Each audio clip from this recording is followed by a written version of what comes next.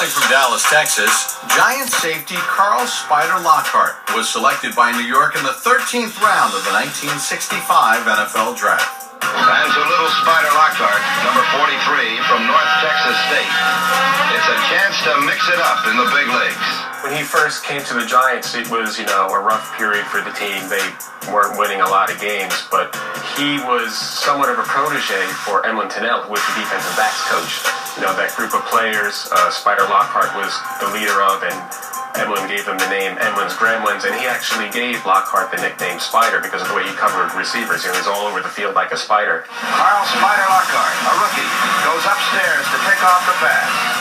I'm watching my dad leap for interceptions. Emlyn would say like a spider flings a web, and then he just got the nickname Spider, and it stuck. Lean and mean, Spider spins a web over enemy receivers.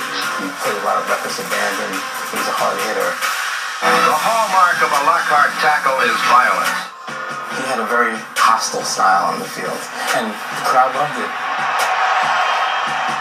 He was the type of guy that had the speed, and he could run receivers down, and he was a great support. As far as being a free safety, we always knew as a linebacker, if you had a running back going up the middle on you, that Spider was always going to be there to back you up. In his first 2 seasons, Lockhart would lead Big Blue in interceptions, and despite the Giants not compiling many wins, Spider would start to be recognized for his strong play.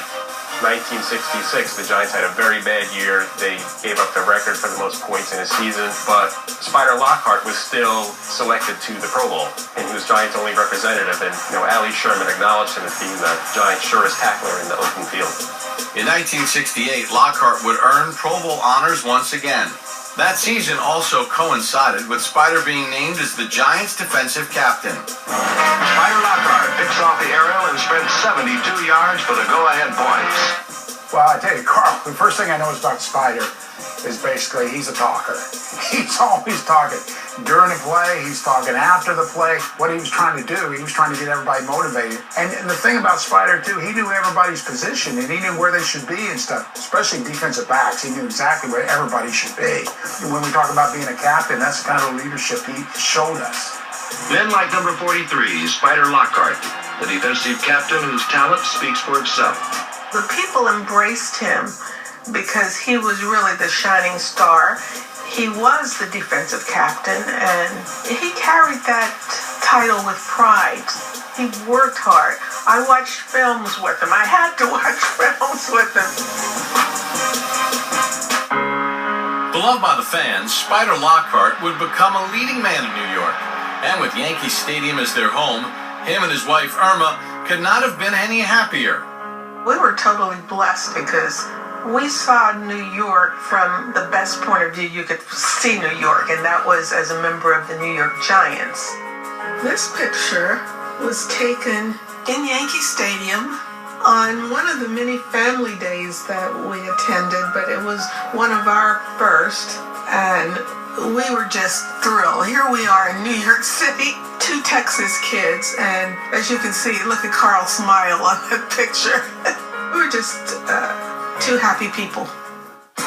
Despite New York not making the playoffs during his time with the team, Spider Lockhart was the cornerstone of the Giants' defense for 11 seasons.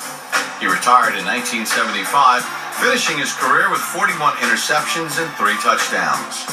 He'd always say, I may have no playoff wins, but I am 3rd all-time in interceptions in Giant history. That's saying something. And I'm like, yeah, it is saying something. That is saying something.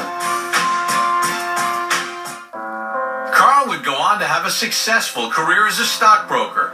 But sadly, in 1986, after a battle with cancer, he would pass away at the way too young age of 43.